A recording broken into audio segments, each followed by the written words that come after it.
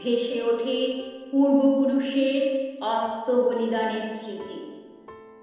স্বাধীনতার স্বপ্ন দেখতে গিয়ে অগণিত পূর্বসূরির জীবন ছারখার হয়েছিল তখন। হালে জোগাড় না পেয়েও হাল ছাড়েনি তারা। খেয়ে না খেয়ে আতঙ্কে রাত দিন এক করে ক্রূর শাসকের ক্রূরতা সহ্য করে কাল কুঠুরিতে কিংবা হাঁড়ি কাঠে হাসতে হাসতে মুক্তির স্বপ্ন দেখত। মুক্তি এলো 15ই আগস্ট। সার্বভৌম দেশ পেল 3 রঙের পতাকা। যেসব সংগ্রামী পতাকা দেখতে পেল তাদের বুক ভরে গেল গর্বের বাতাসে। শীর্ণ চোখে মুখে ফুটে উঠেছিল দ্যুতিময় শান্তি। আর যারা দেখতে পেল না তারা রেখে গেছে মুক্তির পথ।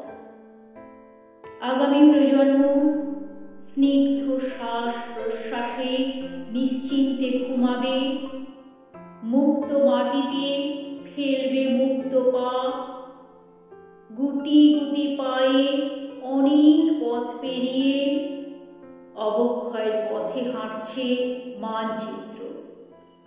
হিমালয় থেকে সমুদ্র, মরুভূমি থেকে সবুজ, সুবিশাল জন অরণ্যে হারিয়ে যাচ্ছে সুপথের পথ। যে গভীর আত্মপ্রত্যয়ে তৈরি হয়েছিল পতাকার 3 রং, সে রঙের রং এখন বিলুপ্ত প্রায়। নেতা মন্ত্রী আমলা যে যেখানে বসে আছে ভুলে গেছে পতাকার 3 রঙের ঐতিহ্য।